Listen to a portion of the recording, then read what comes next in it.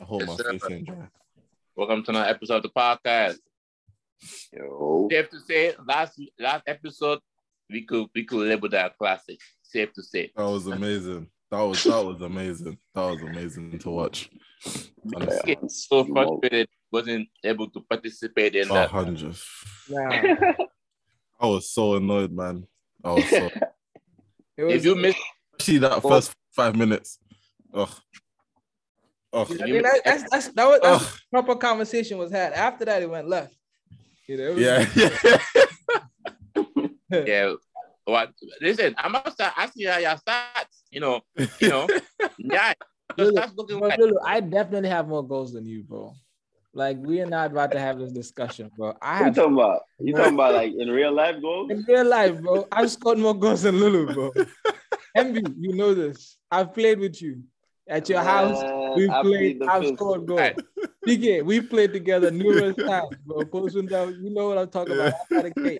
I've scored more goals than Lulu, bro. You retired early. You retired early. You know, you retired early, my boy. I never retired early, but I played long. I played further than you too. For anybody you know, nigga. I'm like Jason Tatum. I got better over time. You know. Shout out Golden State. Shout out Golden State winning the championship, the chip. BK, who are you supporting? You were supporting Golden State? You look like a Lakers fan. Yeah, listen, I'm a team LeBron, man. Yeah, about that. Listen, hey. But I just want to say this, bro. Back to the Ryan Peter thing. My bad. And Steph, though. Shout out Steph, man. He's crazy.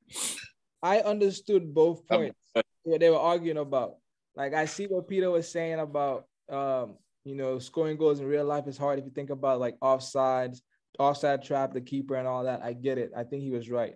But I think Ryan was trying to just compare Neymar to like world-class players. And if you're comparing them to world-class players, scoring, the difficulty of scoring goals doesn't really matter because everyone has that same issue. So I just want to add that. Okay. Well, that's what, if you missed it, go to our last episode and watch that. That's going to be entertainment for you. But for this episode, we're going focus more on the transfers because there's been a lot going on in football that we didn't get to touch last week. We might as well start. Should we? I say we start at Liverpool because they kind of made. Well, no, I mean both City and Liverpool made big signings. They've been busy, both of them. City had no big signing. Haaland, and then Liverpool. That's not a big signing. Huh? A big signing, man. We're a small club. We just signing these dog food players from the Farmers League. Remember that? It's Bundesliga time. Yo, you see these? Yo, do you know what I clocked about City? Like Man City will be like, you see this small club thing. They will wait till when they're ready to kill everybody about that statement. Like every City fan, they'll be like, "Nah, guys, don't worry. You lot called us small, right? Yeah, we're small. Just leave us alone." As soon as one, bro, all they need, I'm telling you, if they grab that champion, if and when, it's all over. So I can see it. Trust me, I can see it. God don't like ugly. They're not gonna have it.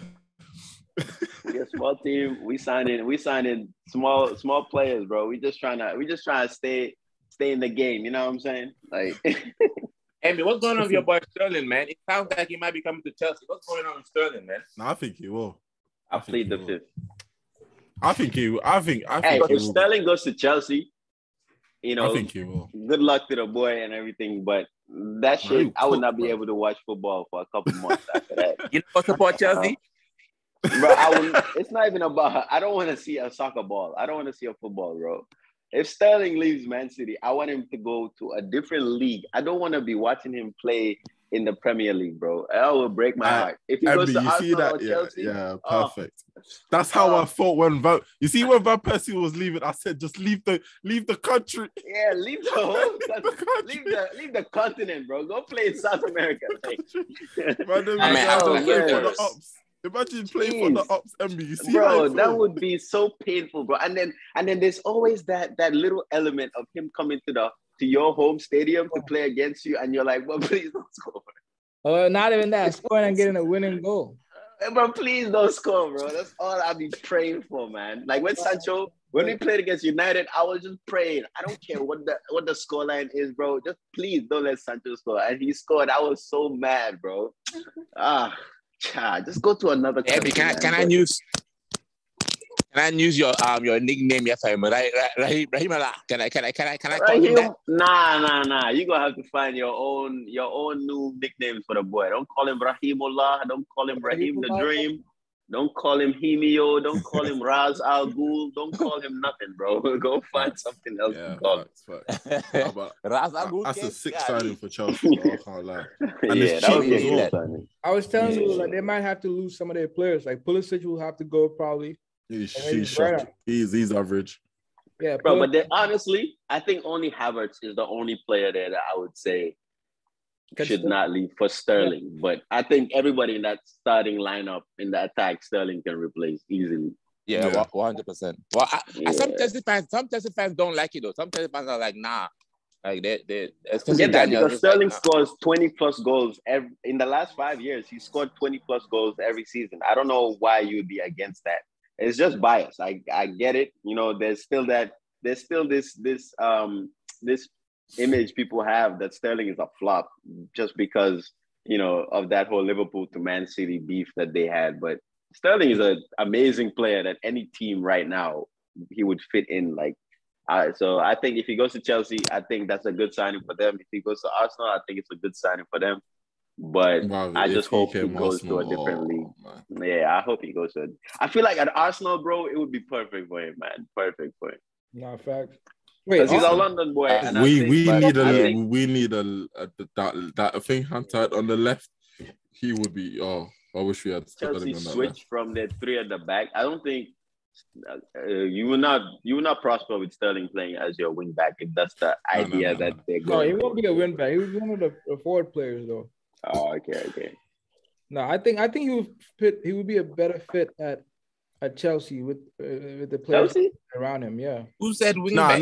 Nah. As in, like, he would like if you look at the two teams now, like I think you're right. Chelsea would be a way better fit because there's already kind of a structure and a team that's set that he can just come in, do his thing. For us, he would have to kind of like, you know, see who he's gonna play along with, and who's gonna be in midfield and all of that rubbish. But for Chelsea, it's like, but for Chelsea, he can just come in and do his thing. And basically, but I think for Arsenal, he has more players around him that he's like, I feel like he would be more comfortable with. I think Chelsea, Mason Mount, yeah, but at Arsenal, there's Smith Rowe, there's Saka, there's Odegaard. I think Sterling on the left, playing with Odegaard and whoever their striker will be next season. I think that's and then Saka on the right, and they can like interchange. I think that's a better front, like potential attack than let's say Sterling and I don't know, Werner and Havertz. Sterling, Kai and Sterling, Kai, Mount. Mount is a midfielder.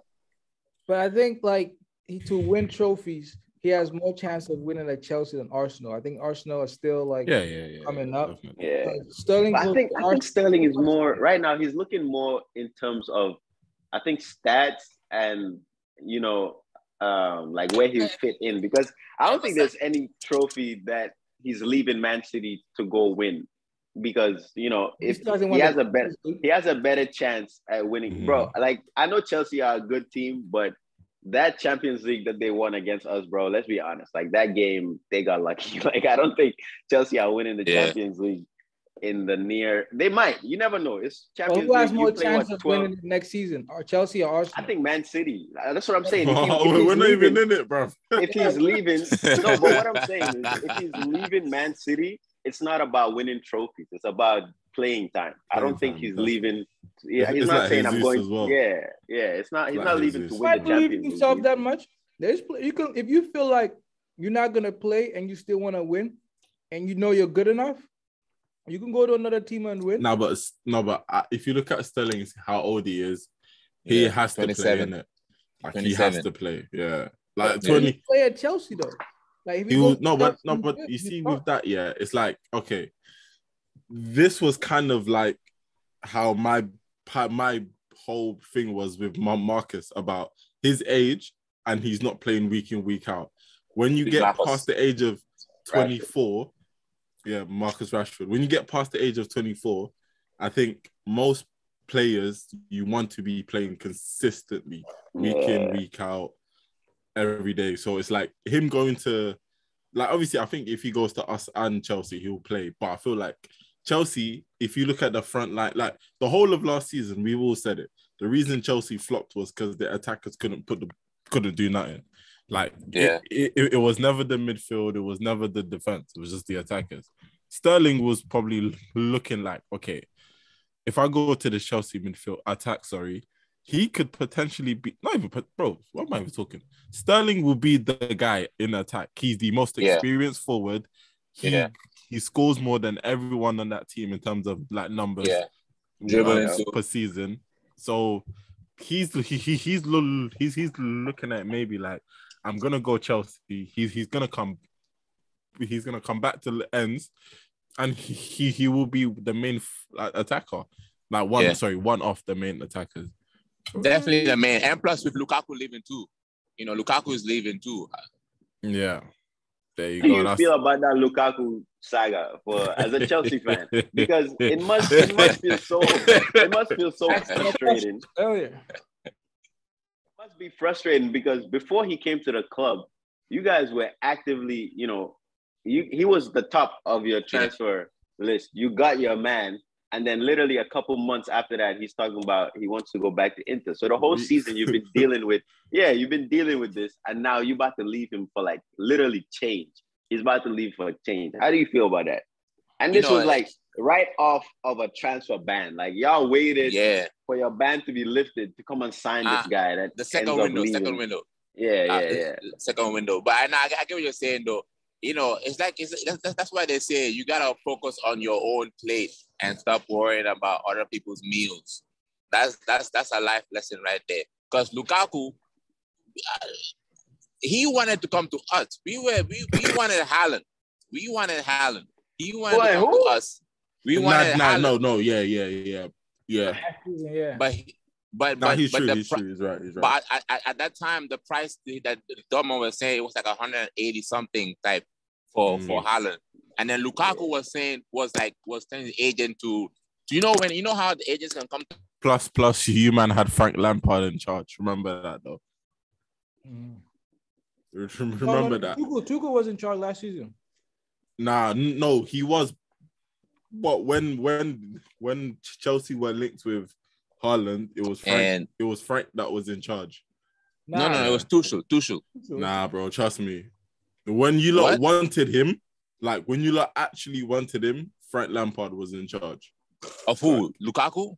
No, of Haaland. Haaland. Oh, Haaland. Yeah, Haaland. Yeah.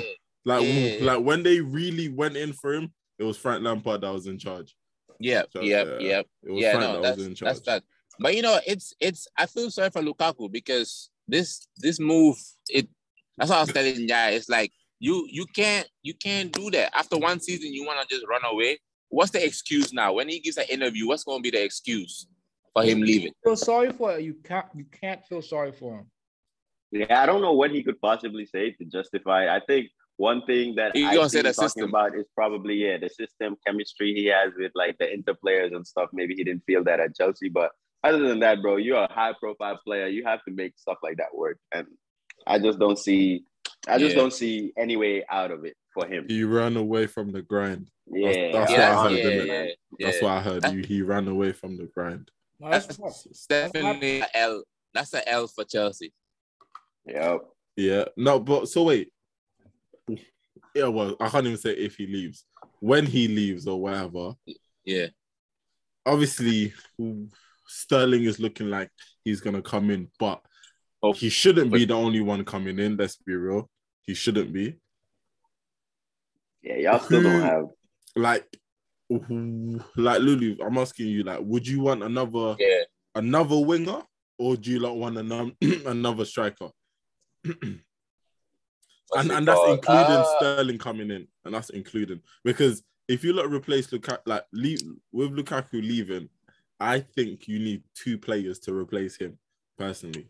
2 players. But, you said that, and, what's funny is we had 2 players leave at the back, Christensen and Rudiger. We still haven't even replaced that.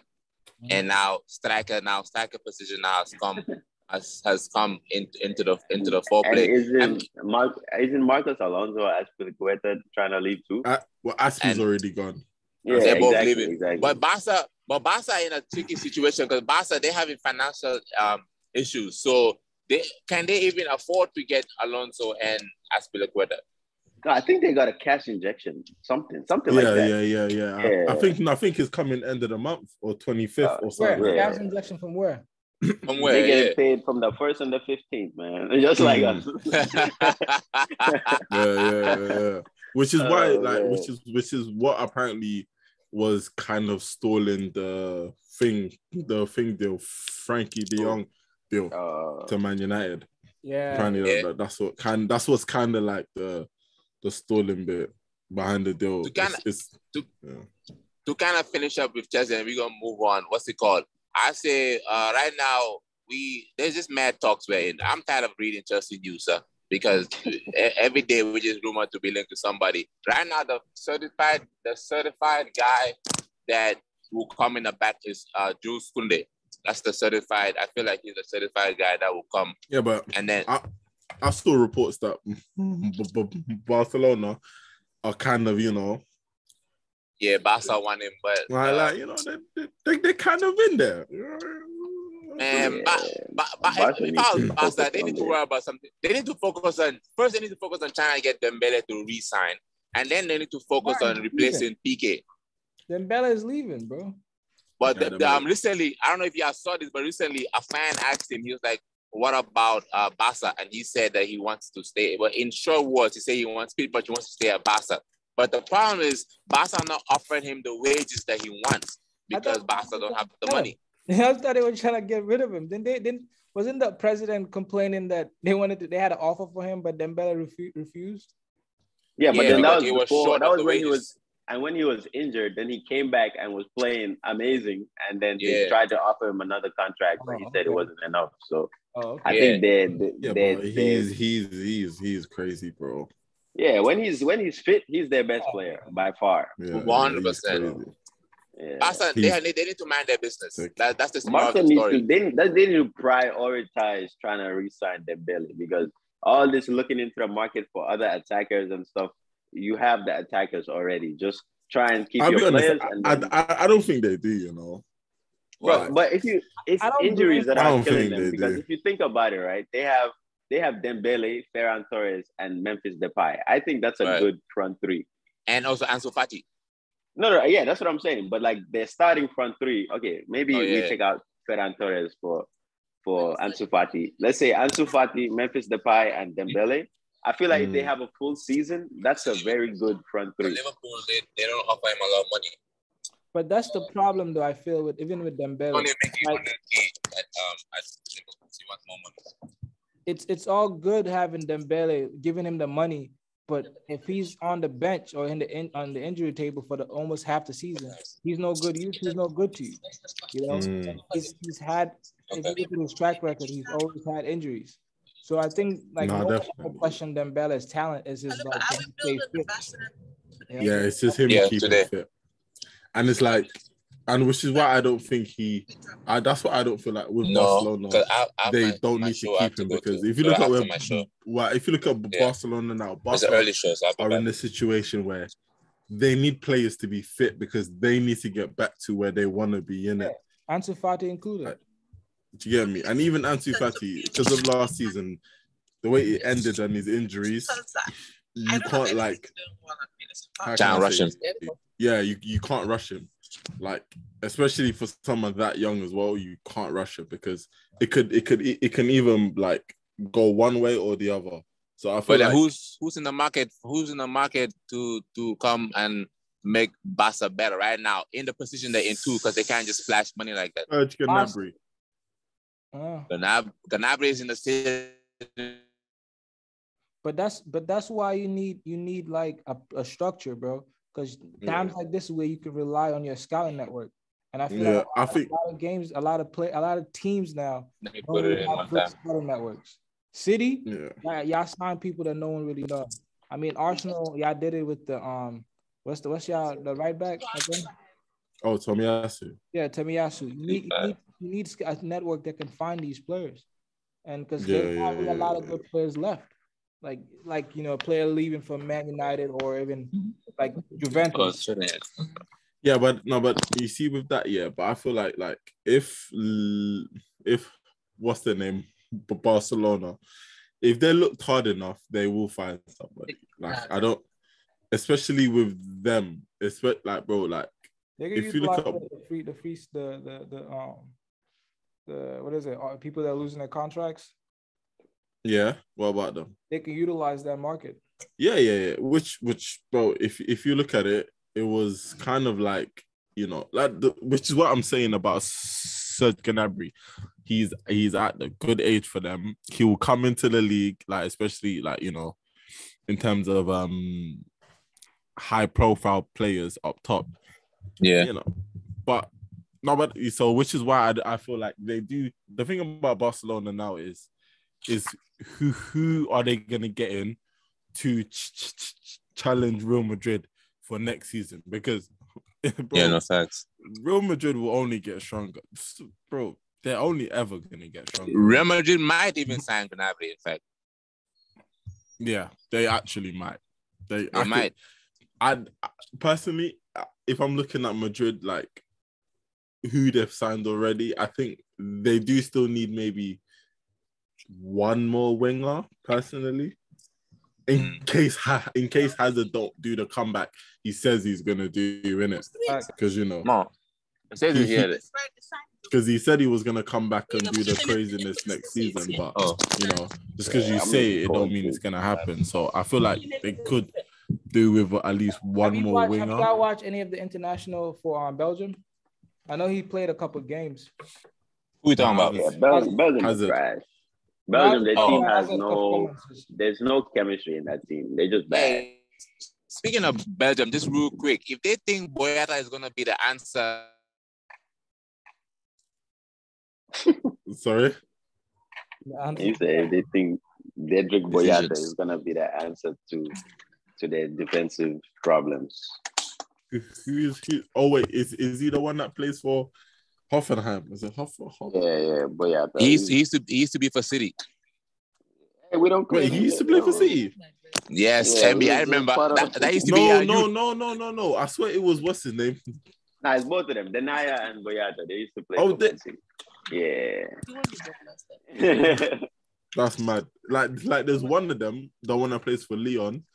I know him. That's the one. Denaya, he used to play for Man City as well. Yeah. I remember him because I remember he played like two. He played one, not a whole season, but there was one season he was playing here and there for you lot. I remember him. The other brother, I don't remember still. I don't. We loaded to like Celtic and all of that, but nothing really worked out for him. So yeah, I think he's a Hoffenheim right now. Yeah. Okay, let's go quickly back to what's it called? Go on. No, I just want to ask him, MB. You see about what's his name? Mommy, I didn't mean it. I brought you to the other place. Pedro. What's his name? Pedro Porro. Yeah. You see Pedro Porro, innit? You see his deal got made permanent to Sporting. Mm-hmm. Do you think it was an L for not an L, but do you think City could have like handled it in a situation where he's still on loan and he's still a City player? Who's that? I think so. Pedro Porro. But at the same time, we have like two other. I think because we had three right backs that were on loan that season, and it was Pedro Porro, it was Jan Couto, and it was what's his name, Stojanovic. He's another right back, and all three of them were still on our books. But I think Sporting pushed for the Pedro Porro full signing, so they just thought, okay, we have three on loan. One of them we can get cash for right now. Let's do that. Yeah. I would have preferred if we kept Jan Couto and Pedro Porro and let Stojanovic go, but they let Pedro Porro go, and I don't think we have a buyback clause on that either. So yeah, I definitely which feel is like what I was gonna ask. I definitely feel like we should have done something where either he was on loan, maybe a 2-year loan, or we put a buyback clause on it. But the fact that it's just a sale, just like that, I don't like that, especially for young players like that. Yeah. I mean, I'm sure your sporting director is telling Sporting like, hey, when niggas come for him, nigga, let us know first.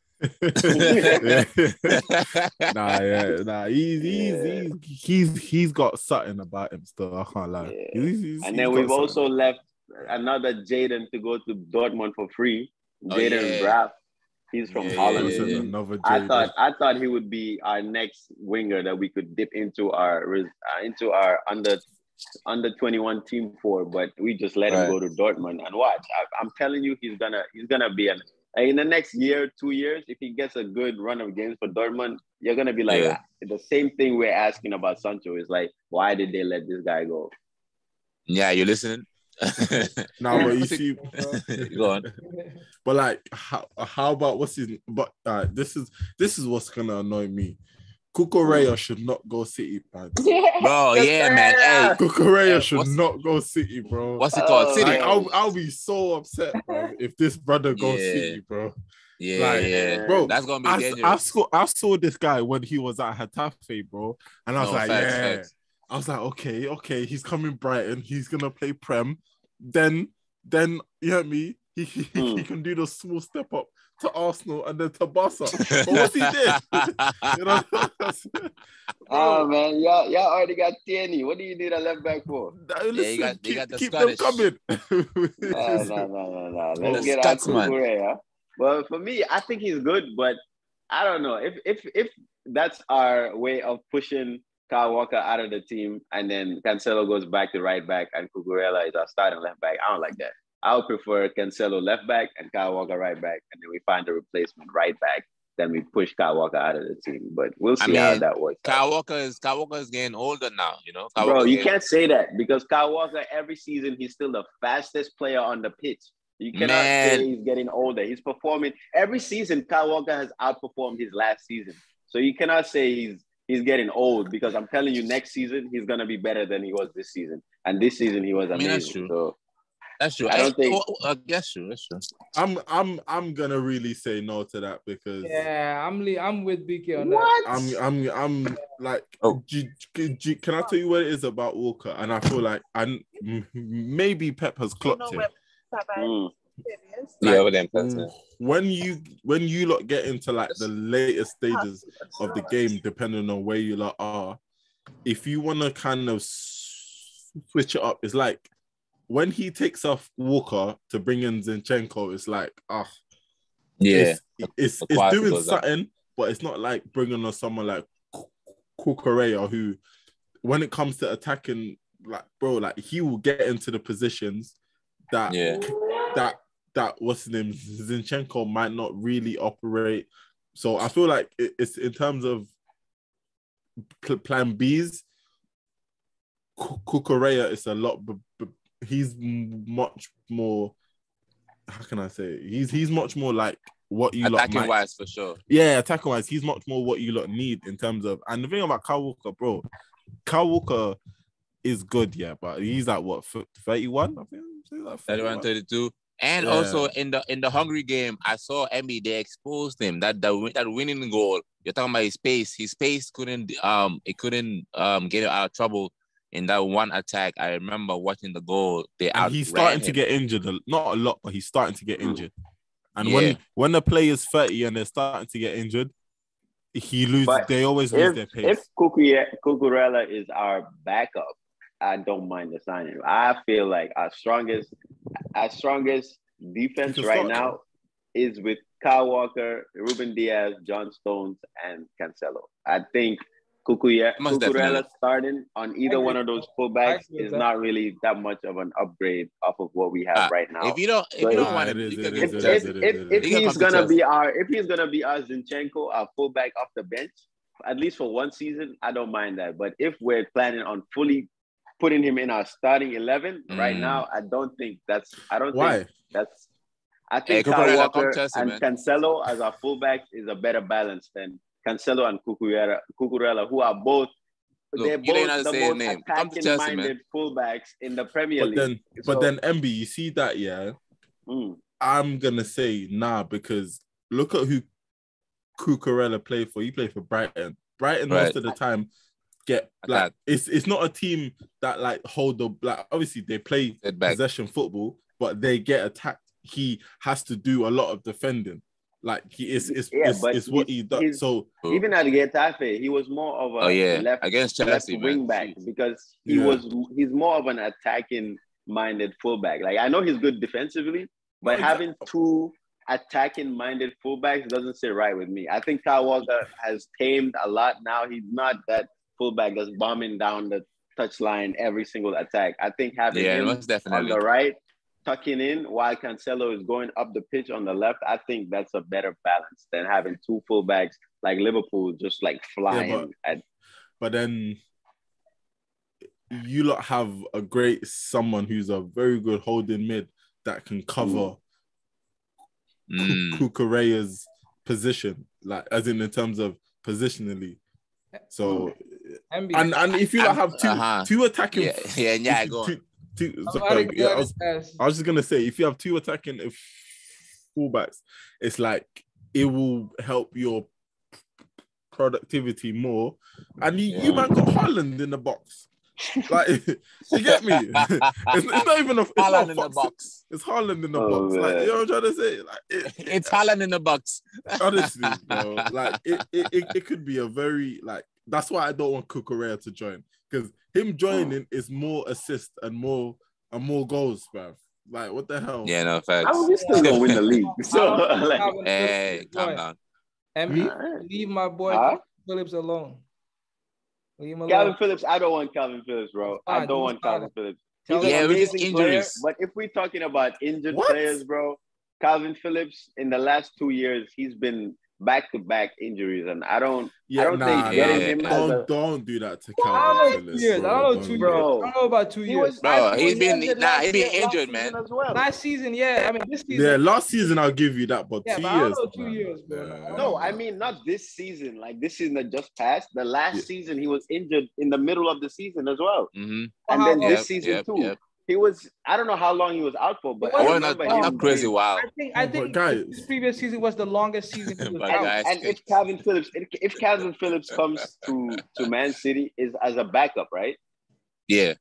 I wouldn't say he's a backup. He's more like rotation. Yeah. But, I mean, that's not the backup. It's a lot. It's a difference. Trust me. He doesn't play. He's not really. If they're both fit, and we're playing against, there's a difference between backup and rotation. And we're playing against Liverpool. I agree, Biggie. Who's playing, Rodri or Calvin Phillips? Rodri for sure. But it's gonna be sorry. Against who? If they're both fit and we're playing Liverpool. Who's playing? It's always going to be Rodri. He's going to play the two of them. He can play the both of them. Pep will not play two DMs, bro. He doesn't do that. Have you not seen Calvin Phillips play? He did it though.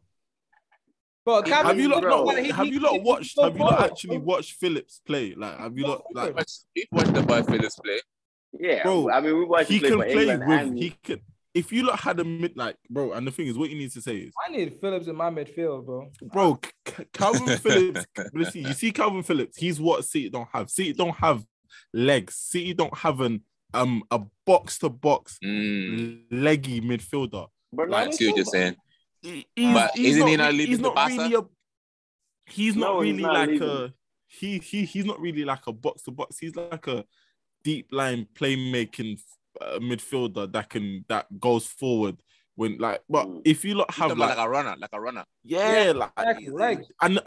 if you look at him and what's his name, Rodri, he has legs over thing. Like, yes, defensively, Rodri is better, but when it comes to late games and you need someone that's still got legs on the pitch, he will be more of an impressive sign because he will. And the thing is, MB, remember, he can learn off your guy and get better. That's true. Do you get me? He can learn. So if y'all don't want it, No, that's what I'm saying. I like all these players that we're linked to. It would be nice to get all of them, but if I'm cherry picking after getting Haaland and Alvarez, and we can only sign one more player between Cucurella and Calvin Phillips, I would rather get Cucurella as a backup to our defense than get Calvin Phillips, because I don't think we're gonna go out and sign both of them this transfer window. If we do, that's crazy. But you have to replace. But you have to replace Fernandinho. Yeah, but at the same time, we have like what? We have one midfielder coming through the. Actually, Gundogan is leaving too. So Gundogan leaving. You see. So you do need.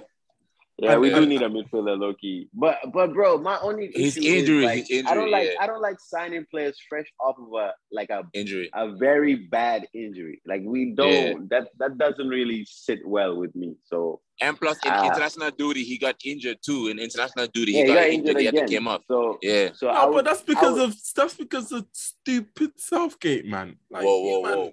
Yes. Me. I don't like that brother, fam. I will get onto him. Yeah, I don't like him, bro. Facts. Like I don't think Calvin Phillips should have been playing that game. No, facts. Listen, but apparently he knows ball. Well, waste man, bro. Okay. But yeah, I've never liked Gareth Southgate, bro. Ever since he became Arsenal. Critical moments, bro. Never. I don't like him at all. I've never supported him. I support England, but I feel like they could have won something with a different manager. Yeah, exactly. Yeah, no thanks. No plan B, blood. He doesn't make it. Man, just Harry Kane and Inshallah. That's the whole game plan. Oh, yeah. So quickly on England, I just want to say something, right? The problem with England is though the midfield. The midfield is young. They're not. Look, only Jordan Henderson is the only midfielder in the top 6. Say it again? Only Jordan Henderson I know what he means. is the midfielder in the top 6. That plays in the top 6. I'm talking about like midfield, like that engine room. Mount is more like in the 10 type. And Mount not even ready. Yeah, no, I agree. Yeah, he's not ready. I think they're missing that, but I think midfield's not the issue, bro. Because Calvin Phillips and Rice played well. You know, Jordan Henderson, like they played well. That wasn't. But you see, with all of that, to me, it doesn't make sense because they have no understanding, bro. This guy plays a 2, and he's playing 2 midfielders who don't know how to play with each other. Yeah. The formations he picks with the lineup that he picks never makes sense. It never makes sense to me. Like how you playing a 2 pivot? Man's playing a pivot with Rice and Jude Bellingham. Them man don't know each other from Tom, Dick, or Harry, bro. Like how is he playing Rice and Bellingham, bro? Yeah, this guy. I don't even want to get. Hey, if we start talking about England, I will go off. Last statement. To his defense, like England, like Lulu was saying, they don't really have great center midfield players. Like who is that already? Like all these are potentials. It's not all about. These are potentials. It's like this year. Carrick was the last one, really. If you have Henderson as your 6 and you play like, let's say, Mason Mount and James Ward-Prowse or somebody, that's a better midfield than playing Declan Rice and Jude Bellingham as your 2 6s, bro. Yeah, but that midfield, you said MB is not gonna win against an Italian midfield or a France midfield or a German midfield, because these midfielders they know how to control a game. These people you just mentioned, they don't know how to control a game. Like hold on, I'm gonna get it up, quickly. See, and that was my point when I was debating between Calvin Phillips and Ruben Neves. I'm still not sure of both of them in their ability to control a game. Okay, I think Calvin Phillips can control a game better than Ruben Neves. I think Ruben Neves is always more. He's always the more attacking I don't believe player. that. I don't believe that. Yeah, I don't believe that. I think Ruben Neves can control a game more than control. Nah, you guys are tweaking, bro. Ruben Neves, he controls it over Moutinho. Like Moutinho, bro, he learned off Moutinho. Yeah, exactly. Yeah.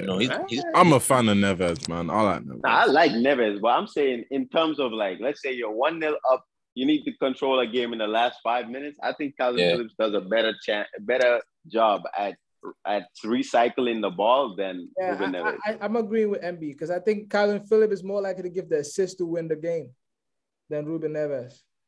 I think Neves might even damn near score like before. But I think Calvin Phillips is most likely to make that pass for the winning goal. I agree.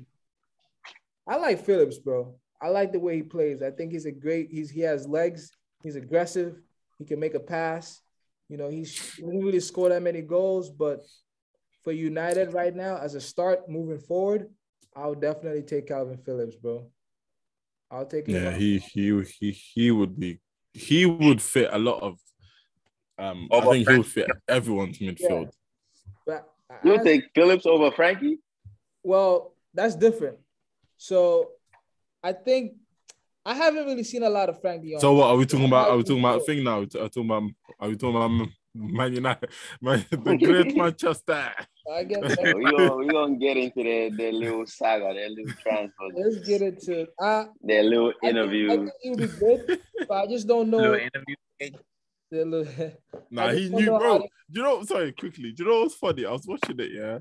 You see, whoever was recording it, I feel like they were doing this, bro. They were doing this. I feel like they were shaking and recording because I was like, hey, yo, hold the camera steady. Hey, bro, what are you doing? Is this like a Cops episode, bro? Hold the damn camera, bro. Put an interview. What it was? The man. You talking about the Pogba interview? The CEO. Oh, I'm talking about the Pogba interview. The untouched. Is it untouched? No, no, not bro. I'm talking about the recent video of like look at Mohammed's background. It was an interview, innit? So basically what happened was no, I haven't seen that one. You ain't seen it? There was a group of United supporters that were going to protest at the John Marta, who was the United CEO. So he heard about it and he went and met them at the bar. That's what you can see in the background. He brought them. He was talking about like what happened with the club and all that. So one of the guys recorded a conversation. It's on YouTube. Basically, it's everywhere, bro. You'll find it. It's everywhere. He was basically talking about the club has 200 million. He already gave it to the director of football and Eric Ten Hag. They just have to sign players. And they're saying they're currently working on a deal to get Eric De Jong.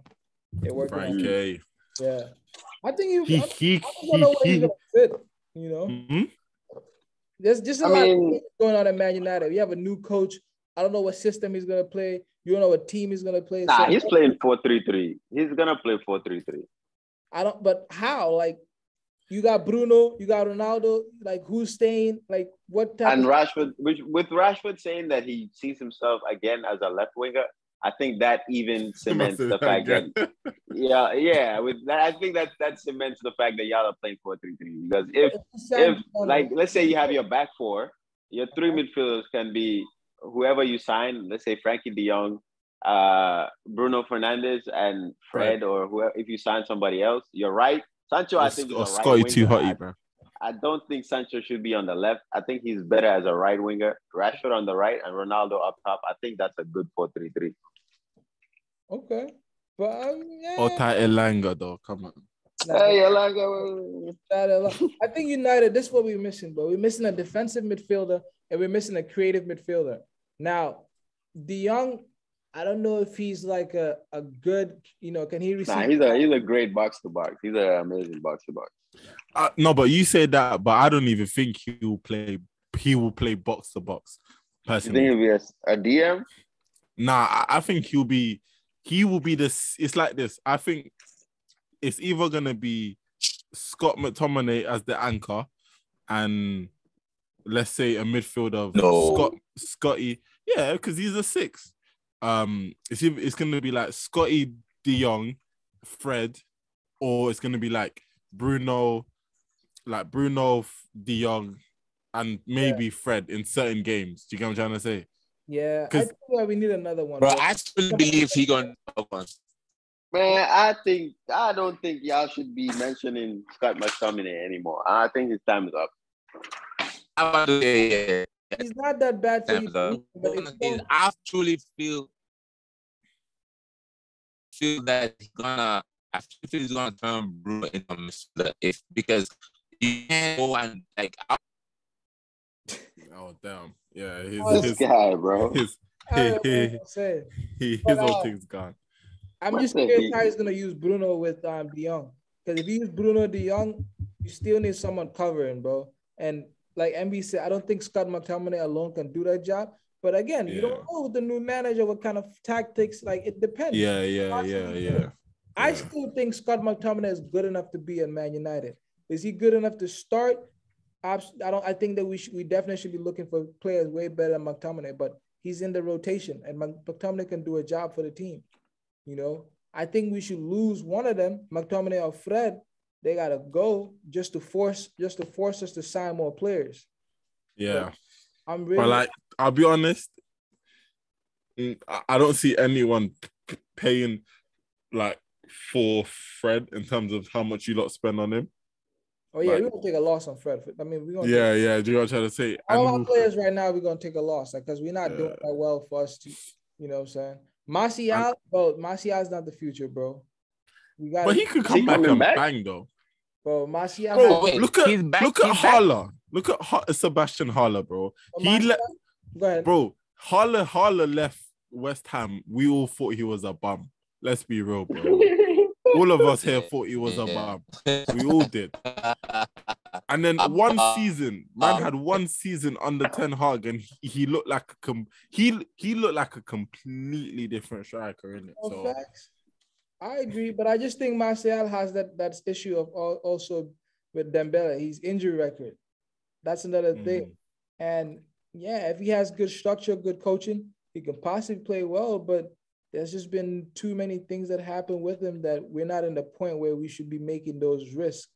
You know, I feel like we should be put Martial in a position like, yo, you can stay, but you gotta earn your position. How many years has he got left? Comfortable keeping him. You know, because I feel like, what's that? How many years has he got left? Two. I think 2. I'm not really sure, but I don't see it having more than 3 years. It's like 2 years. You know, so I don't. He's good, bro. I like Martial, but it's after 2 years, it's either you sign him or you sell him. Yeah. Now I would sell him, bro. I would sell him. If we could get even like 30 million from him, bro, sell him. I would sell him. Whoa. That's kind of high. I mean, yeah, bro. I don't think anybody's paying 30 for Martial, bro. I don't think anybody's. Nah, Jesus like 40. But Jesus is coming off of he's had 2 back-to-back okay seasons, but Martial has not had a good season for a minute. I don't think 30 mil is asking price right now. Oh, he scored against Liverpool. He's worth that 30 mil, bro. Man, that was in 2009, bro. Yeah, that's what I was thinking. I scored that like 5 years ago. Martial's still a baller, though, man. Like, he's had some silky goals, bro. That one where he stopped and turned in the box and chipped the keeper. Come on, bro. Like, he's still there's still a you picking his price tag off of nostalgia, but these other clubs, they want to see stats before they pay 30 mil, bro. Yeah, I was just sending I'll send his proposal with a YouTube highlight attached. See attached. Yeah, like, that's the only way they get 30, bro. Imagine. Could you imagine? I said before you go watch his comps. Yeah. Before you say anything about my price. This is what he can do for you. Listen to the commentary. Like, this is what you're bringing to your stadium with this signing. Like, nah, man. Nah, do you know what? I think because it's like, obviously with MB, obviously you still have to watch the interview what we were talking about, but thing was talking about, like, they're talking about Frankie De Jong, like, he's kind of not the only midfielder, but he's like the number one midfielder that they're looking for. Yeah. And then apparently because apparently what they're saying is, Man U want to get Frankie, then sign everybody else. Yeah. So it's like which I kind of they're doing the same thing that they did with Fred and Sanchez. They want Frankie De Jong because Man City are linked to Frankie De Jong. Like, that's it. Nah. And the last two times that they did that, it didn't really pan out for y'all. We were trying to get Sanchez. Y'all said, "Oh no, Sanchez, come here." You give him a piano. You know, he was playing the piano and all of that. But other than that, and then what happened with Fred too? Fred was supposed to come to Man City. He was like, nah, let's go. And now look, y'all try to get rid of the boy. So I don't understand. Yeah, Maguire as well too. But I'm happy we missed out on MB because I am so happy we missed out on Maguire. Y'all don't even understand, bro. Man, Maguire, I'm tired of that boy. Because we would have never bought Ruben Diaz if we had Maguire. Nah, Mohammed, don't do that. Don't do that. Hey, don't do that, Mohammed. I told you to get tired of this brother the whole of last year. You weren't listening to Man was back in his captain. Was back in his captain. We're in the transfer window now. Man, we're in the transfer window. I gotta speak the truth. We're in the transfer window. When the transfer window shuts, this is my lineup. I'm with my niggas. I'm supporting them. I wouldn't diss them. If I'm not supporting them, I just know stick with your mans, man. Right now, I'm tired of Maguire, bro, because like the way he talked after the interview he had, where he was like, "Yo, I start for all the Man United games. I start for England. You know, like I'm not that bad of a player." I'm like, bro, that's not what you need to be saying right now. You having fucking a horrible play, like run of games right now. You need to be bowing your head down and work it. You don't need to be. He's not aware of himself, man. Yeah, like he's not. He had a whole season making too many mistakes. He wasn't really in the team, you know. Yeah, 100. He's not aware. Privilege. Yeah, he's not aware of how calling him shit is an understatement because he's not. He's not a shit season. Let's say that he has a shit. Yeah. So it's like, but when he's having a bad season, but I see him like on the odd occasion he'll put up his stats, put up his numbers, and I'm just like, bro, like what? Like you should delete Twitter, you should delete Insta. Fact. Delete that. Don't be tweeting. No one wants to hear from you. Fact. Do your tweeting on the pitch, bro. That's what you need to be doing. No, facts. And if you want someone to post your stats, do what half these footballers do. Have a fan page, get me, and post your stuff. Now they do, bro. These half these ballers be having fan pages, bro, and it's all them man that just be posting. Yeah, man, don't PR shit. It's PR shit. Honestly, bro. Like obviously, I see that. Yeah, I see these fan pages. I'm like, fan pages. Nigga, your little sister or your little cousin runs that for you about fan pages, bro. Nah, I agree. Mo Salah has one for sure. Yeah. 100. These man beef. I'm thinking, well, where you getting these stats from, big man? I was like, you know the ones is like, where are you doing the research to find these stats to be posted for us to see? Man, bro, don't do that. Don't do that. Yeah, me, I don't. But like, bro, let me ask you this. I just saw this on my phone right now, Mohammed.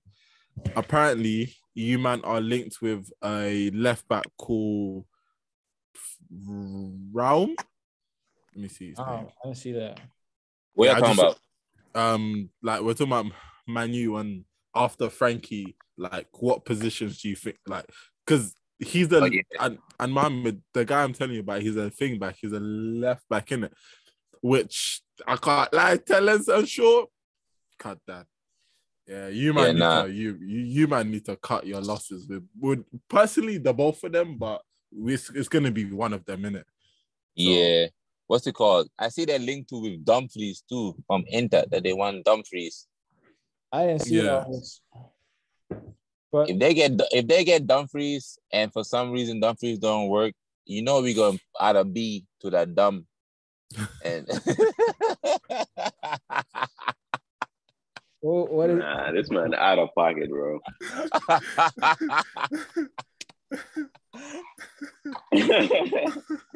Bro. But yeah. I saw we linked to Dumfries too. I don't want Dumfries just in case. Don't work, bro. Sorry? Lulu, you are in America, bro. I will not tell you this anymore. Your internet needs to be fixed. We're looking up. Lulu don't look like he's in America. I need y'all to post this. I need y'all to post this on the YouTube shorts because we are sick and tired of the lagging. We're sick and tired of chasing to find out what words you've been dropping. I can't lie, Lulu. It's 2022. You should not be lagging. I've had a dream of fast internet. Blind guy shit doesn't even lag like this. Oh man, Lulu, you're in Cali, bro, and your internet worse than I'm like, how? Who's your data service provider, bro? Don't tell me you with Sprint. Nah, fuck Sprint. That boy in T-Mobile or like. I'm in the hills. I'm in the hills. Nah. Who are you with? We need to know. I said I'm in the hills. I'm in the hills. The network is poor in the hills. We don't have a sponsorship. Say it. Who is your network provider?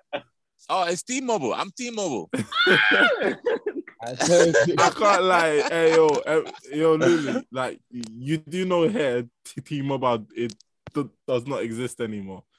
So, for real? Yeah, there's no T.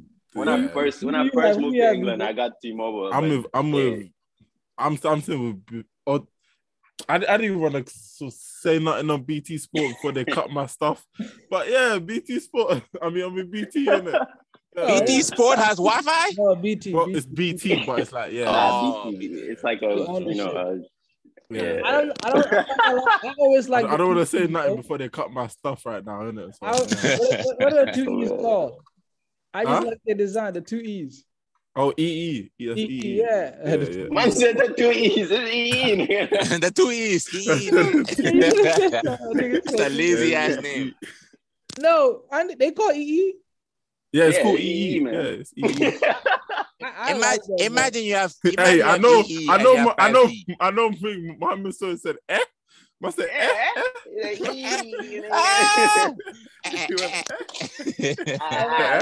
Let's hop to Liverpool. Let's hop to Liverpool real quick, man. Let's go to Liverpool. I was hoping, honestly, as much as I hate Man United, I wanted them to get Darwin Núñez because why? I feel like Man United. Okay, they have Ronaldo. You know what? Because he knows Darwin Núñez will struggle a little at United. He knows. That's not even that, bro. I feel like because he knows he could bang at Liverpool. No. Listen. For me, right? I watch a lot of movies, okay, and every movie, you need a protagonist and an antagonist, and I think Darwin Núñez being Man United's like new number 9 and like. Just the devilish figure of the guy. I feel like he would fit in with Man United. But at Liverpool, I don't know. I feel like a point striker right now doesn't really suit Mane is leaving. But I don't know. I feel like Darwin Núñez would have been a better signing for Man United, personally. Nah. He's not really a point striker though, MB. He's not like your typical point striker. Darwin Núñez he's a left winger that has played as a striker for the last 20 games, bro. Yeah, so he's agile, pretty much. He's not like a stick. He's not going to stand in one place type shit. You know what I mean? Like, he's agile. Where do you think he's playing at Liverpool? He's like, what, 6'2", 6'1"? Like Joelinton when he first came Prem. He's not like Joelinton. Yeah, nah, you might remember when Joelinton first came Prem. Yeah. Now he's a center mid. Imagine but I like that. You see, that's what I like. I like players that are not too proud to switch their positions because, if it's not working out for you, are you hearing this? You're it doesn't mean you're a bad player. You're just better off at a different position because Zinchenko was a center attacking mid. He still plays center attacking mid for Ukraine or like center mid, but as a left back, bro, like 2 seasons ago and even last season when we got to the Champions League final, bro, he was amazing at left back. And I think the ability to be able to play in multiple positions, and I don't mean like center defensive mid, center mid. I mean like left back and center attacking mid. I think players like that, like Bale, Saka, Zinchenko, like who else? Like Kimmich. A player who else can you? Yeah, Kimmich went from like midfield to right back. I think players like that you need in your squad. He went the opposite way. He went from right back to midfield. Right. Oh yeah, exactly. And Fernandinho, even in the later stages, he went from midfield to right back. Went from midfield to center back. Rooney to striker to center mid. I think having players like that is a good bonus to. Now you're just naming. Nah, bro, Giggs left from left winger to center mid, nigga. I'm adding players. Center mid. Yeah. Giggs play center mid? Yeah, bro.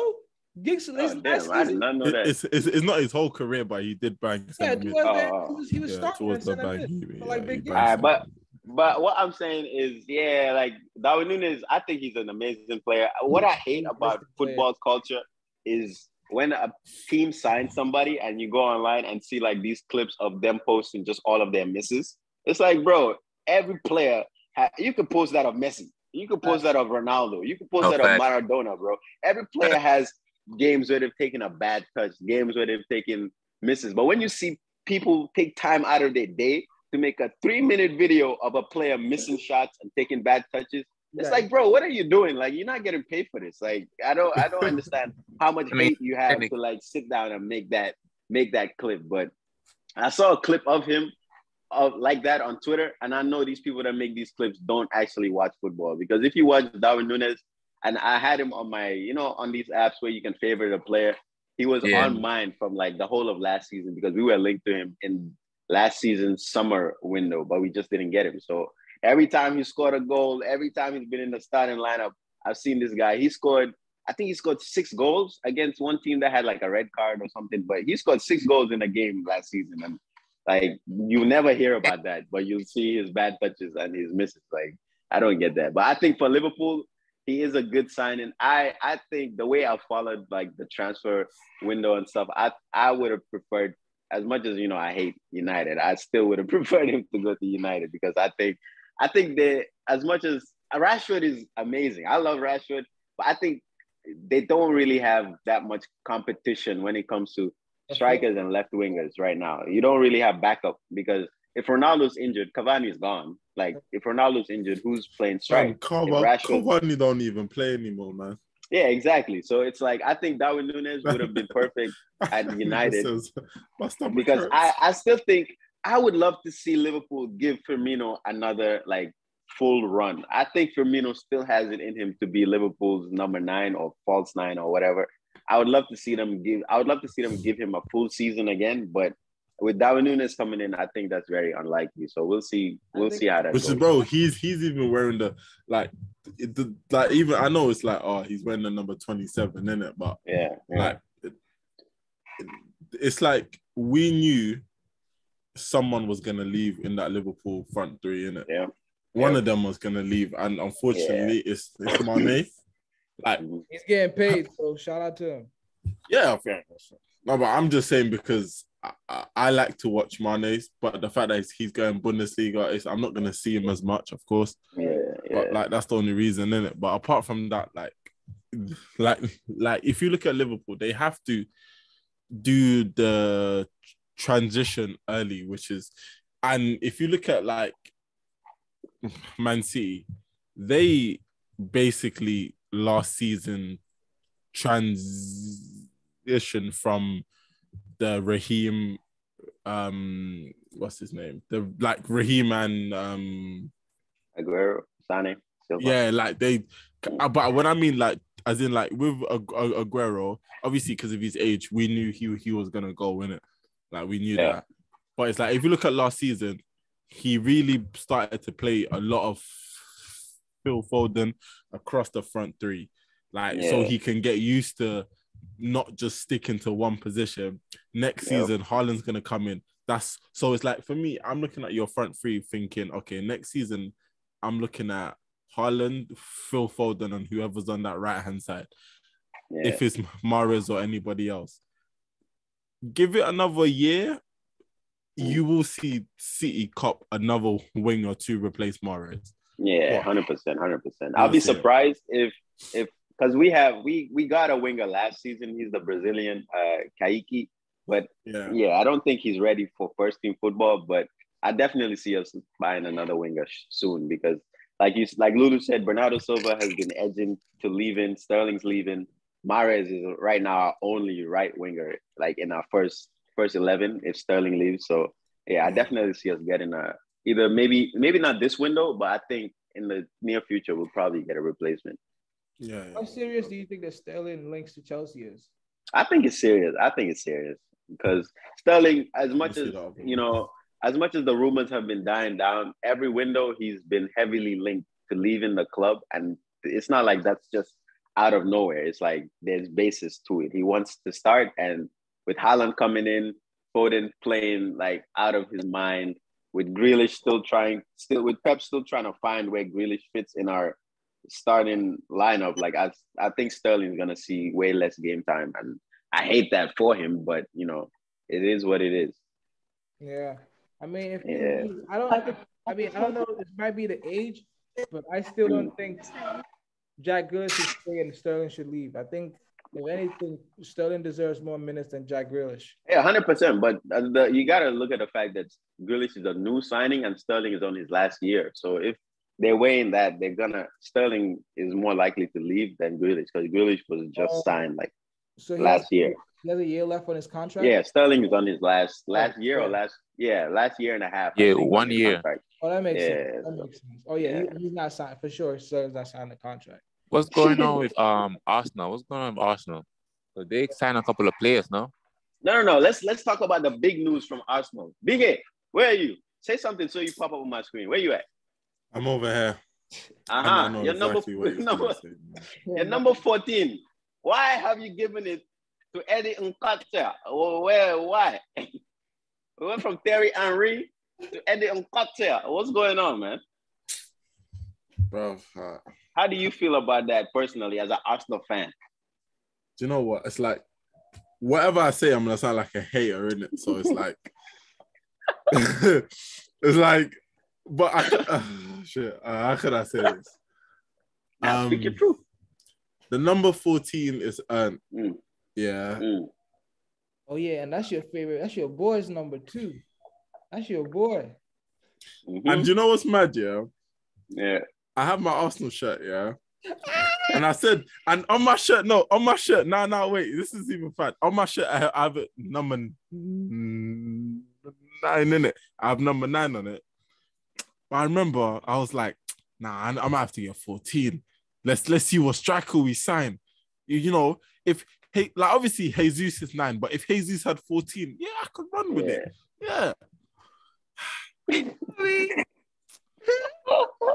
Then obviously man seeing Eddie 14, and I'm just like, I'm just like, in my head, no, but do you know what? Yeah, I was watching Aftv innit, and it's true what Thing said. Like one of the hosts said was like, there's no way he himself did not ask for that number. I don't see the club just saying, "Oh, yo, bro, number 14, that's you." Yeah. Like, I don't see that happening, innit? That's for it. Like, so if you did ask for this number, I'm just gonna say this straight up, Eddie. I need 20 goals all competition. Yeah, like you can't take 14 and drop 5 goals. If you give me 10, 11, change your number next season. Fact. Like I'm being serious. Listen, when the season is all said and done, minimum I need 20 in all comps. Obviously, I don't think he'll get 20 in the Prem. If he does, listen. If he bags 20 in the Prem, hey, I apologize. But if you don't give me 20 all season, my guy, change that number, because the fact, and someone else even said it, we should have retired that number 14, which is so true. I think so because which is so true. Okay, I don't believe in retiring any number from 1 to 11, but a number like 14 that you can still have your starting 11 with their like positional numbers and retire that number fine. I think 14 should have been retired for Arsenal a long time ago. But you start getting to gray areas then. Because if you're gonna retire the jersey, if you have like, for example, I know this is Ronaldo has a number 9, then you retired number 36. You know, that player, the other player might have more of an impact, then you might want to retire his number. So it gets a little gray area of when do you retire? Because but it's like I don't really like it because it's just dumb, bro. Like the number 7 for United, I like when you pass it down. That's what I'm saying. I think it's harder to retire 1 to 11, like, because 7 you need 7, 10, like those are numbers that I give to the best players. Number. Yeah, those are the players that are given numbers that are given to the best players, like 10, 7, 8. That if you retire, it's like, you know, you're starting 11, that 8 or that 9, that 10 number, it's a staple number for the position, not only for the player, but for the position. But 14 is out there. You can retire. Like if Foden, let's say Foden plays 20 years for Man City, wins whatever, and like wants to retire the number 47 jersey, I don't see a problem with that. But if he wore like a number 10, like Aguero, I can see why they don't want to retire at number 10. Let me ask you this. Let's say Aguero had number 30 and then Kyle Walker's jersey, like, no, you retire. Kyle Walker plays like has a jersey number 30. You retire his jersey, right? Yeah. And Aguero has number 9. You won't. Who deserves to have their jersey retired more? It will be Aguero. But even 9, if they both do, but that's the thing I'm saying. Like, you don't want to retire a number 9 jersey because that's a number that like your 9. No, it's not like that's what I'm saying. Like if you retire, if it was any other number, I would say yes. But for me, 1 to 11, leave that alone. Anything out of it, you retire it if you want. That's for me personally. Like right now, if for some reason Man City were like, oh, we're retiring number 25 for Fernandinho, I wouldn't blink at all. Like, you can retire at 25, but 1 to 11, just leave that alone. I think you just started problems again, because my thing is like, you're celebrating that player when you retire his jersey. So you're gonna celebrate Fernandinho, but you're not gonna celebrate Aguero. But Aguero has a statue. I mean, it's like Barca. I'm just talking about Barca will never, no matter what, like, will never retire a number 10 jersey. Messi, if any player in the world deserves a jersey retired in their club, it would probably be Messi's number 10 Barcelona jersey. But it's a 10. Like, you will always need a player on the pitch wearing your club's number 10, because that's always going to be your like highest selling shirt number as well. So you cannot. But if Messi was like a number 62 for his whole Barca career and he wanted to retire, they wouldn't even blink. They would retire. That's what I'm saying. So I think maybe the Arsenal's tactic with this is to try and water down the number 14. So in case they can wear it a little bit, and get the Arsenal fans, disappointed, and then let a big signing come, get the number 14, and bring it back up. Maybe I am very disappointed. I see the vision. I am very disappointed. Like, very disappointed. Like, I'm like his phone to call. He made the right phone call, BK. No, and you see what's even more annoying, in the video of his reveal, Edu, man, telling me, oh, you deserve it. Are you mad? Yeah, nah, bro. He said that. I don't know. Said, man looked at him in his eyes and said, "You deserve this number." What, bro? How many? Like, it's like they don't understand. Like, they clearly, it's like this, They don't they don't understand. This can make or break Eddie. Like, yes, mentally they say he's very strong.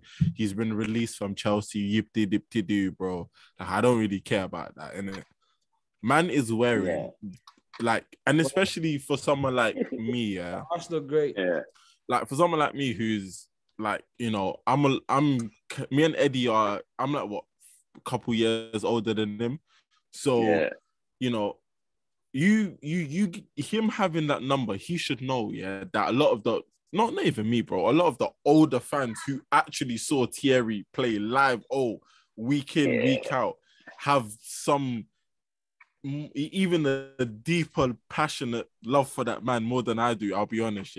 I'll probably looking at you thinking, bro, you're about to take on the number that really and truly, like, it's like you lot were talking about, like the Man United number 7. Like, Mohammed, that number, a Barca Varney, let's be real, a lot of the guys that had it you'd be like, okay, he can wear that number with chest because he's done something. Do you get what I'm trying to say? Like, even if you, man, weren't a fan of Di Maria, when you lot signed him from Real Madrid, Owen too, when Owen grabbed it. Do you get what I'm trying to say? For us, it's like, like us, man. 3 players have had 14. Thierry, untouchable. Theo, you know, he did okay. Yeah, he was, yeah. And you know, and big Pierre-Emerick Aubameyang. Yes, the way his career finished at Arsenal wasn't the best, but bro, he does. But in terms of, and then now it's like Eddie, like you have to, like, and obviously it's like everyone would say, oh, like Thierry kind of grew into that number. Fair enough, yeah, but it's like even when Thierry was. And Terry came with at least a little bit of reputation because he was doing well. Like, there you go. Been there. He hasn't like broken. It's not like he had a breakout season where he's been starting. He was still on the bench. So like, I don't think he did anything to deserve the number 14 shirt. Nah, he hasn't. But like I said, man, first 10 games, I need seven goals. I can't even. God damn. No. God damn. Bro. Man is worried, bro. Man has the 14 on his back, bro. Like, man needs a 7. Maybe 7's a lot. 5 goals. All right, 5 in 10. Nah, 5 in 10. 5 and 20, maybe, bro. 5 and 15. 5 and 20. 5 and 20. Take that number off. You're crazy. Yeah, 5 and 20. I would not accept that. No. Yeah, 5 and 20. Yeah, nah. That's horrible. Like who's your number 7 right now?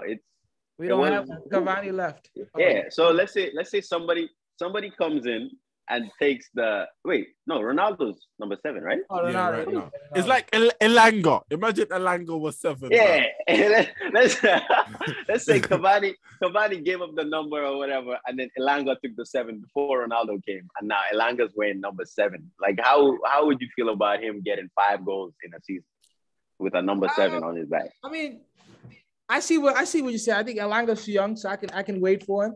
But I'll have huge expectations, bro. But I just think that he's the wrong guy for it. I think the club should have been like, yo, and even perfect. This is why I feel like certain numbers players have to earn it. Even when we signed Sancho, Cavani was the 7. I was happy that they didn't give it to Sancho straight away. Like, you have to earn that shirt. Like, Sancho has to do numbers, show that he's capable of. But do you also think that some players know that, you know, they don't want the baggage that comes with the number? Is that why Sancho didn't take the 7? No, he wasn't given it. Cavani had it. When he came, Cavani had it. Oh, okay. No, it happened with Valencia. Valencia took the number 7 shirt, but then after there was too much for him, so he told Silas to give him back the 25. He said it was just too much. Right. So I understand that, because like, this weight, bro. I've seen Ronaldo do some crazy stuff with that. You know what I'm saying? I've seen. I don't know if I was watching back. I was watching it, but I don't remember him like doing too much. Yeah. But like, and you know that what that 7 carries. George Best, Cantona, all these guys, it carries weight. All tight gigs. Bring in this box. But it was 11. Yeah. No. Oh, was he 11? I forgot about it was 7. Greenwood took gigs. Bro. Oh, the connections. Greenwood and Giggs. Hey, listen, it makes sense. It makes sense. Oh, no. Oh, Lord. It makes sense. Is he plead the 5th? Is he found innocent? Or is he? Nah, there's a difference. It was just charges dropped, and innocent is 2 different. Innocent means you go through trial, and with all the evidence, you're innocent. Charges dropped means you didn't even go through trial. They just forgave you. Like, I don't want to go through this anymore. Let's just drop the charges. Like right now, if I punch you in the face and you sue me, but before we go to court, you drop the charges, I still punch you in the face. It doesn't mean I'm innocent. It just means I see what you're saying. Not pressing charges. Yeah. Because I just want to know if he did it or not. That's all I want. Bro, there was a recording. Hey, yo, guys. He did that shit. He did that shit. Bro, he did that shit, bro. I'm just saying, all the evidence came from one person. That's just. He did that shit, bro. Bro, come on, man. There's certain things where even one person is enough, bro. Bro, it's like these Chelsea fans be talking about John Terry smoking Wayne Bridges' wife. He's like, but why was she there? He did that shit. He did that shit. He did that shit, bro. You know the ones. Hey, every time you mention Wayne Bridge, yeah. Every time you mention Wayne Bridge, the Chelsea fan be like, oh, come on, man. How could you blame John Terry for that? What? Nah, bro. Man was smoking his teammate's wife. But now for us, listen, Eddie, 20 goals. All comps. If you don't give me that, change your number next season. Otherwise, man, I might be holding a banner in it. I can't lie. Yeah, me. I can't lie. Innit? I might be holding. We're gonna go to the stadium. Eddie out. Eddie out. Oh man. Change your number, bro. With Mane leaving to go to Bayern, and with the number 10 for Liverpool being open, I had this conversation with Sharif. I told him I feel like Salah is probably going to take that number because I don't know why he wouldn't. The number 10. What is this? What's Salah's number right now? 11? He wears 11, yeah. Do you guys think that number 10 will be open, or do you think somebody's jumping on it immediately after Mane leaves? No, I think he'll be Salah's open. Gonna get it though. I think Salah's open. They might give it to him. Nah, I don't think why should they give it to him? He would like Salah. He made that number his. Like you can't take that number 10 from. That's Mane. Or Firmino could take the 10 and give the 9 to Darwin Núñez or something like that. Yeah. Because Núñez wearing a 27. I don't know, bro. I don't think a big signing like Núñez. People don't want to be walking around. 27 is basically 9, isn't it? It's just the fact that things there. Yeah, it's their fucking origin number, man. Come on, like give him a number 9. No, I agree. I think I can see that swap happening. I think somebody's definitely taking that number 10 immediately. I don't Jude think Bellingham. he's gonna be sitting there. Bro, hey, Bellingham is not going to Liverpool, man. Yo, hey, listen. You say this now. Watch. Oh man. Watch. He's not ready yet. He does need another season in Dortmund. But bro, trust me. Let him go to Barca, bro. That's gonna be a scary signing right there. Yeah, bro, trust me. If often like you'll see it, and you'll see next year. Hopefully next year he'll be ready. He's not ready yet for the Prem. Like he still needs at least another season, maybe a season and a half, personally. Yeah. But yeah, Jude, he's too much, bro. He'll kill it. All right. He'll kill it. But for us, apparently we signed what's the name? Vieira. And I'm not talking about Uncle Pat. I saw that. He looks decent. He looks decent. I saw some videos of him. Yeah, what I don't like is people saying that he's the next Bernardo Silva when Bernardo Silva is still doing Bernardo Silva. Like, bro, do you know what it is? It's because he's just small and can Portuguese dribble in it. It's just Like, why don't we just let him make his own, style? Why do we keep doing this to players, bro? I don't like that. I don't. Nah, but they play similarly, though. They play. No, but if you watch his videos, he's way more often in he's a more those late runs Lampard used to make into the box. I've seen videos of this guy doing way more of that than Bernardo Silva does. I think Bernardo Silva is a more possession, minded player, while this guy he likes the end product type of the gameplay. So, and which is what we needed, and we need that in our midfield. Yeah. I'm in a way I'm not excited, but I'm glad it's someone I don't like, bro. I've never heard of this brother. No, honestly, I don't know. You don't have like high expectations. When I see him ball, I can make a decision. But for now, as long as he's in, hey, and listen, and for me, I need Yuri Tillemans, innit? That's who I need. I don't need, I'll be happy. Like when Tillemans signs, then I'm gassed. Like personally. All right. Yeah, because he's coming on a free, right? He's on the free agent list. Nah, well, he's got 1 year left, innit? Oh, 1 year. Oh, okay. And they're talking about 25 M's. What? Come on, man. I don't know what for Leicester. Tillemans. Yeah. I'll take Tillemans, bro. Nah, bro, that's what I'm saying. Like, and the fact that Tillemans and Fred Nah, no, nigga. Fernandez, nigga said. I'm just throwing the name out there, isn't it? I was so pissed off when you said Fred, bro. I was like, nigga, fuck no. I'm just throwing the name out there, isn't it? Bruno and De Jong. I could get jiggy with that. With that. I need us to get... You can have De Jong receiving the ball with the defenders. You can have Tillemans doing the running for Bruno and making up the running for Bruno and De Jong. I'm with that. I like that. And Scotty to replace them on and off. I really want us to get Tillemans because I hate. Sorry, okay, let me not use that word. Striker too, bro. Hating is a bad word. I am not a fan of Granit Xhaka in it. I'm gonna say that. Now we know that. We know that. Let me ask everybody this: what's the top priority for your club right now? MB, you already signed a player, but for you, I think for United, wait. Are you saying one position only? One position. I want to say my. Everybody will say midfield, and I agree midfield, but I think we need a striker, bro. Because Ronaldo, striker. I don't really know what's going on with I don't really know what's going on. Bro, nah, don't do that. Listen, I told you. Striker, bro. Anthony's coming back, bro. Bro, Martial is. I don't think about Martial, bro. In my head, he's not a Man United player, bro. I don't consider him a Man United player. So he's not in the plan. He has to prove himself. Martial, I've deleted him in my memory. So I would say striker, but I think every Man United fan would say midfield.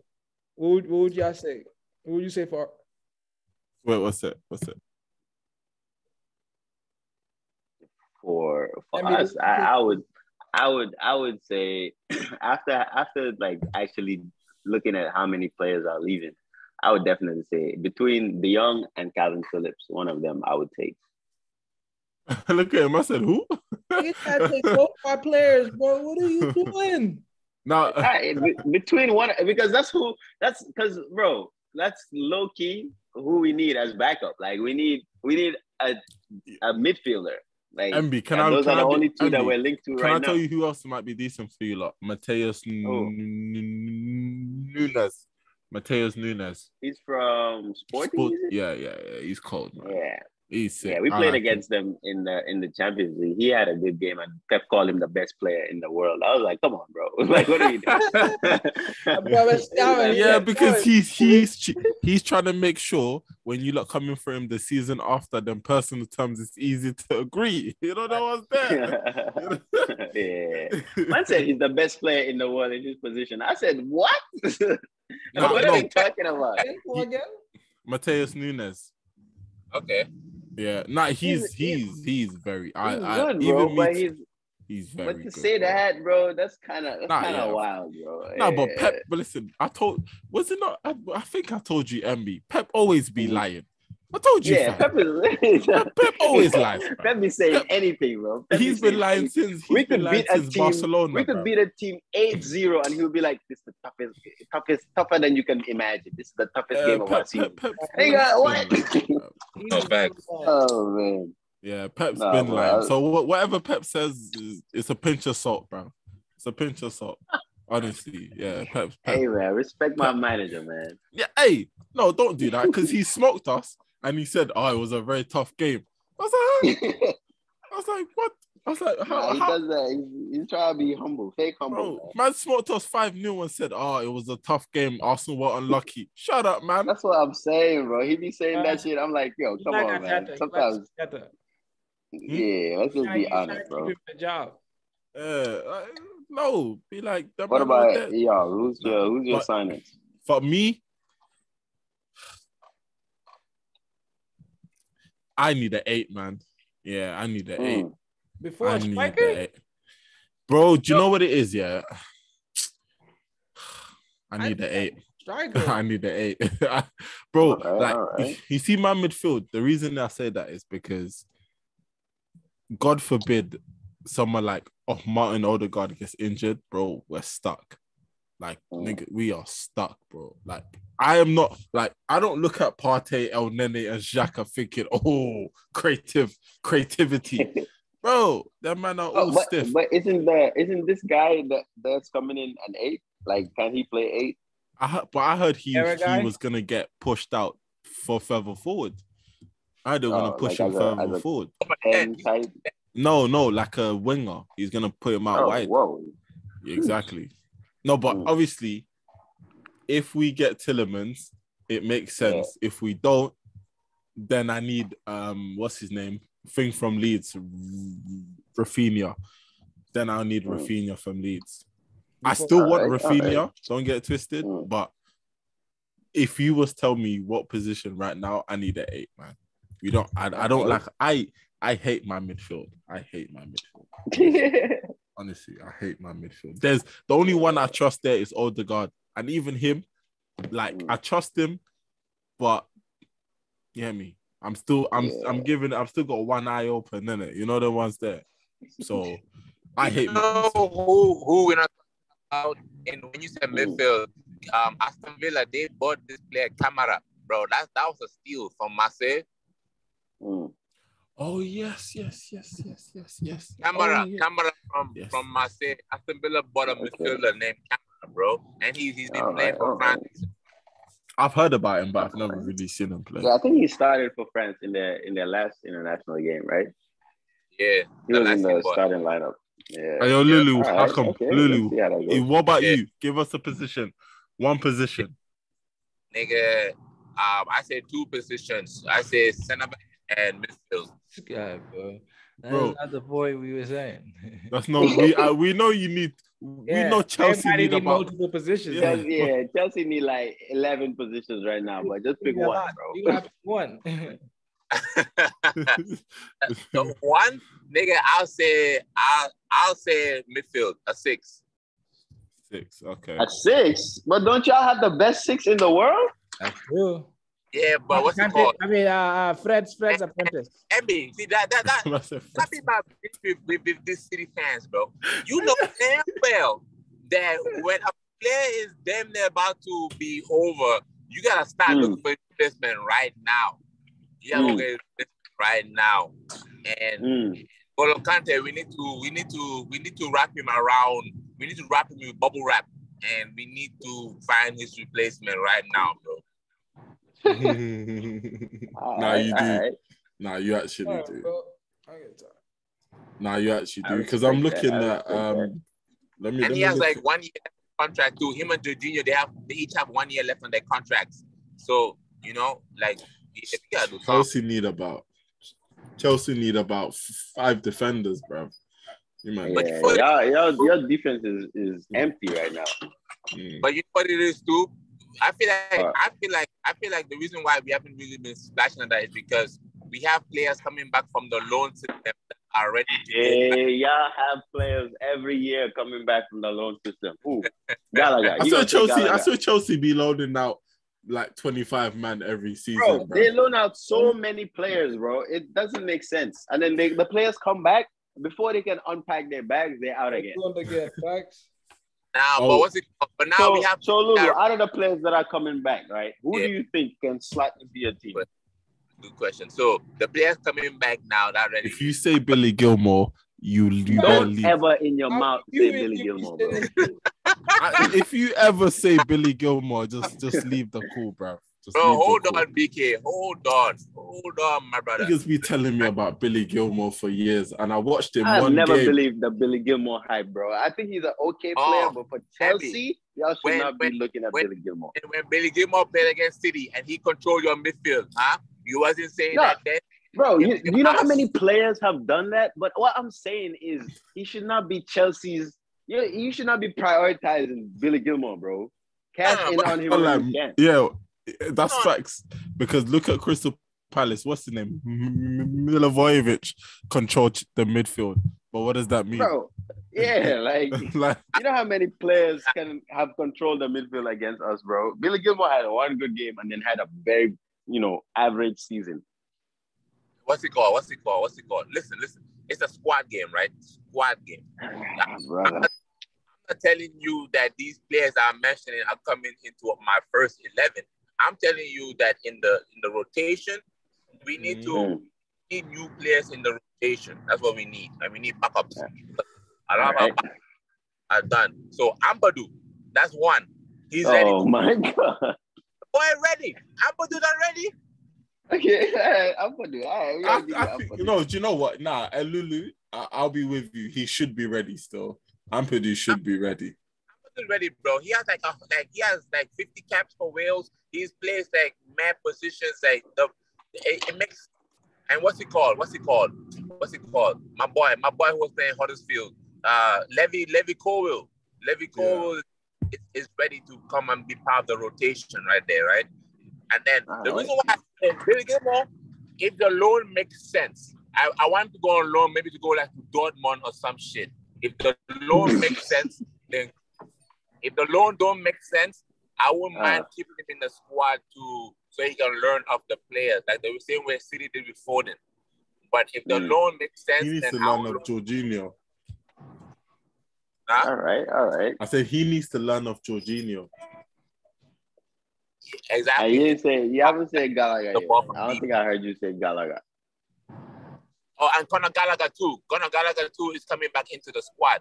You see what I'm saying? That's why, that's why I'm not mad at Chelsea, why they're taking so long in the transfer window. Because we have so many players coming back on loan that we got to figure out what we're going to do with them first before we start going to just go sign players, you know?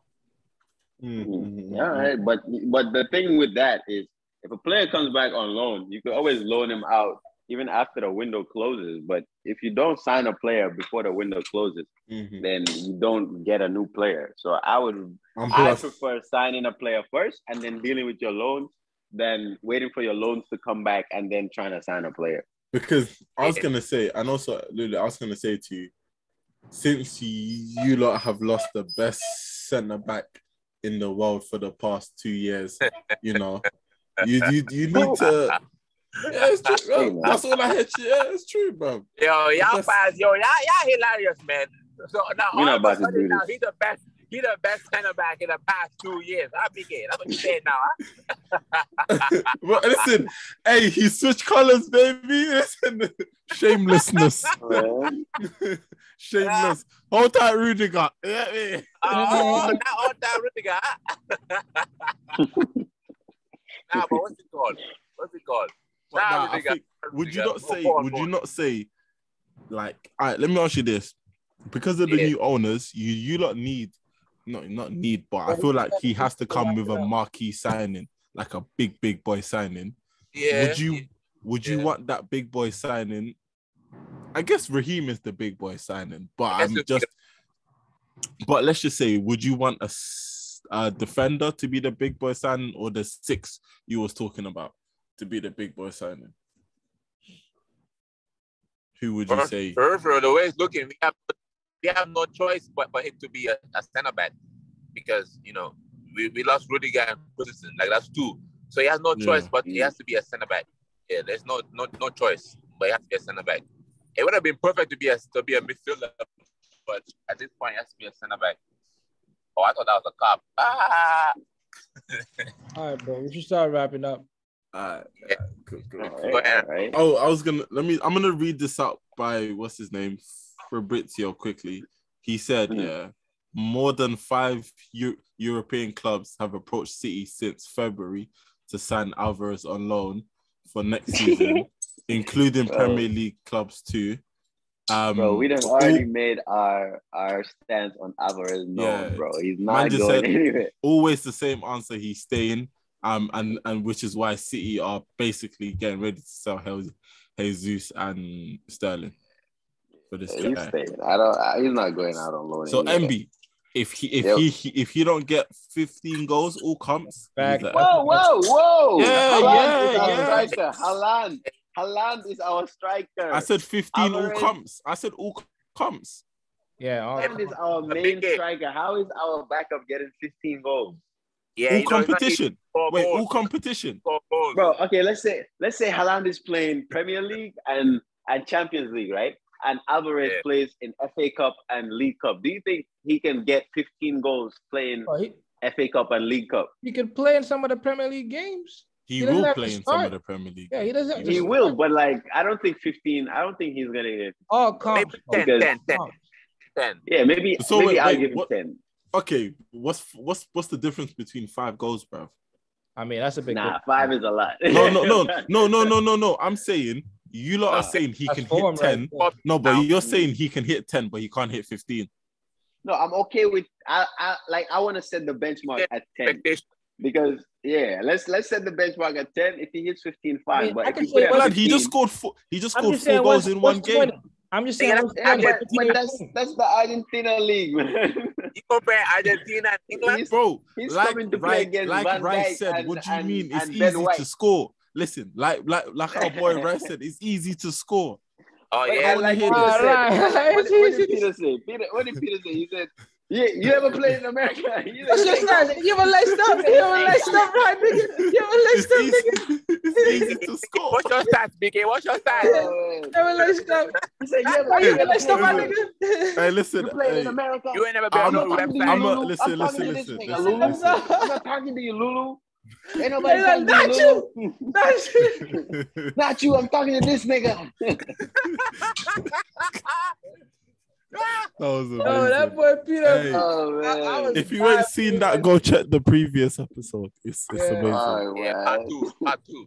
It's amazing. That boy It's Peter amazing. is crazy. He's another animal, bro. Yeah, it's amazing. That shit like- funny, but so what's your step? What we doing? Are we doing player two?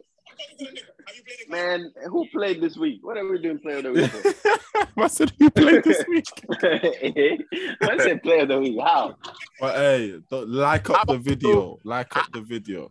Because How about we do player of the signing? Say player of the signing. no, so I was gonna say, wait quickly.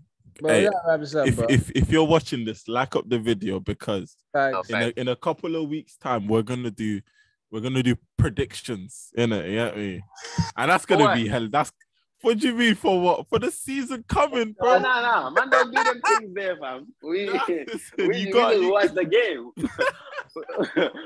I remember what happened to certain people here that were doing predictions last season, and it didn't turn out too good for them. So we don't do predictions over here.